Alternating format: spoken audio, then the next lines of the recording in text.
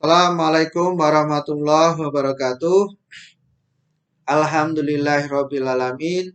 Wassalatu wassalamu ala asrofil anbiya'i wal mursalin Muhammadin wa ala alihi wa sahbihi ajmain. Amma ba'du.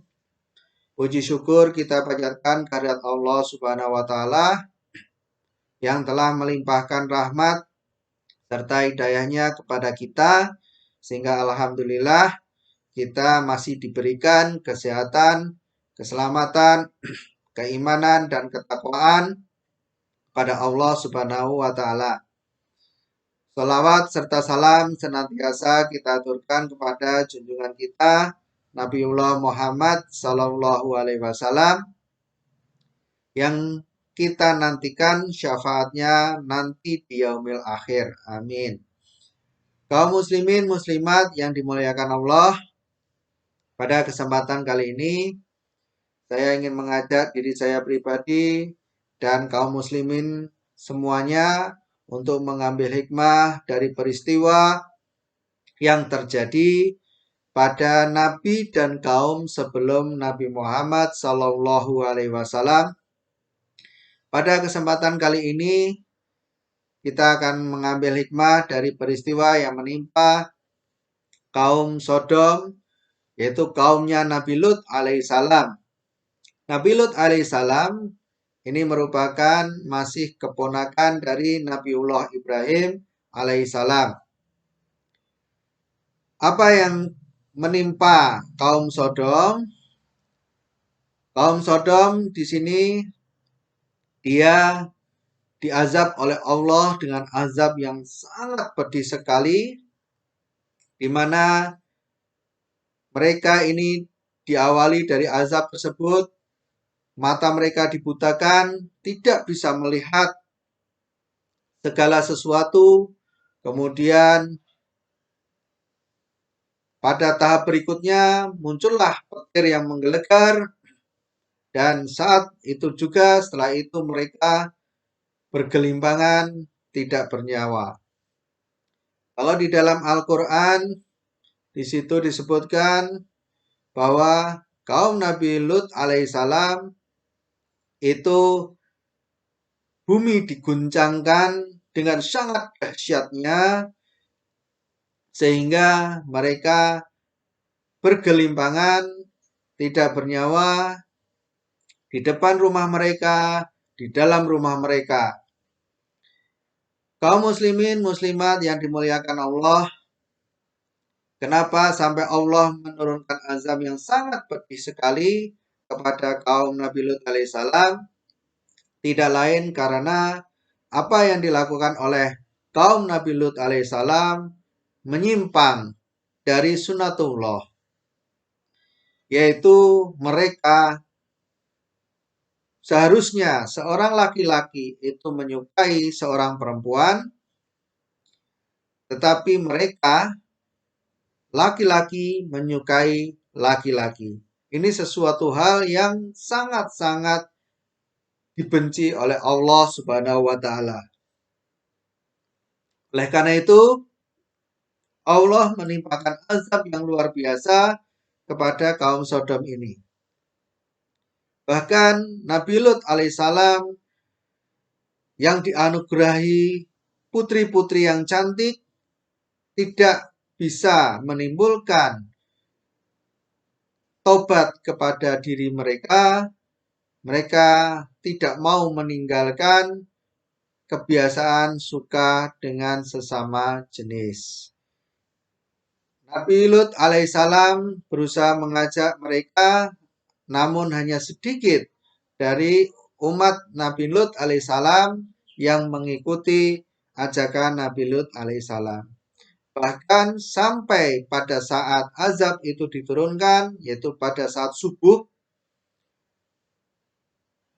kaum Nabi Lut tidak bertambah, bahkan istri beliau termasuk ke dalam orang-orang yang tertinggal dan memperoleh azab dari Allah Subhanahu wa taala.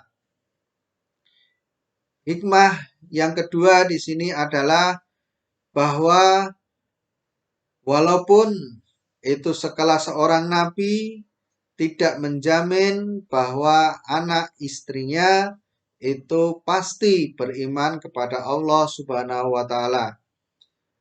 Salah satunya adalah istri Nabi Lut alaihissalam.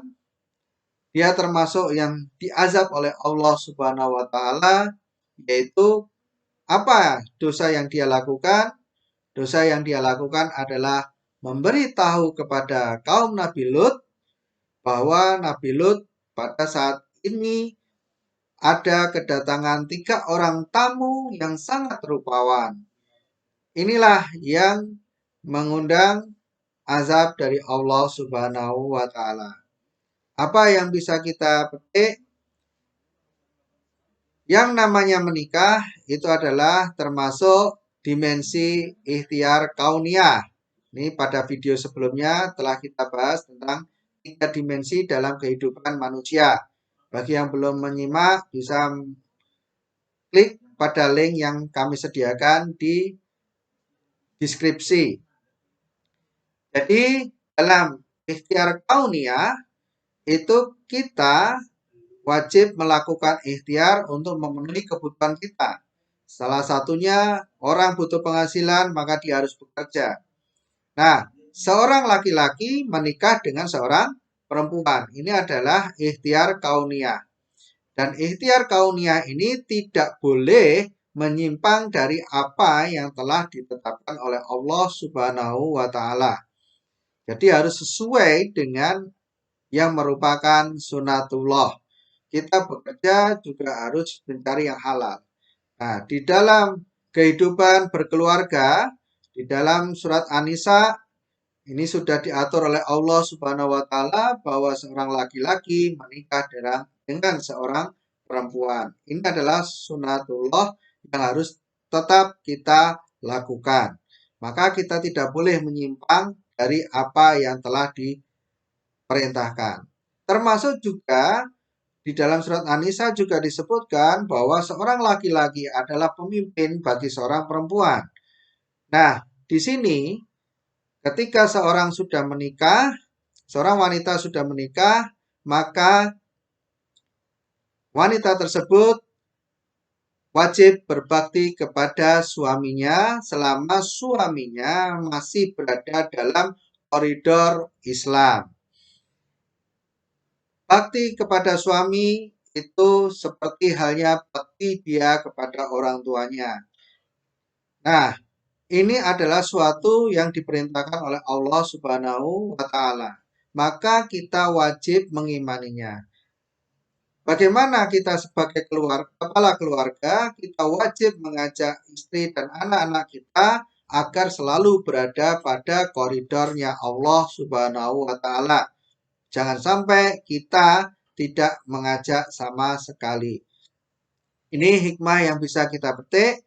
Setiap kali penyimpangan yang kita lakukan maka akan mengundang azab dari Allah Subhanahu wa taala.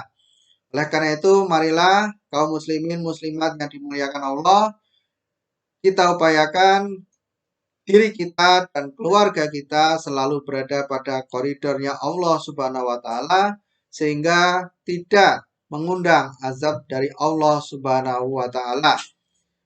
Dari saya cukup sekian, kurang lebihnya mohon maaf. Akhirul kalam, wabillahi taufiq wal hidayah. Wassalamualaikum warahmatullahi wabarakatuh.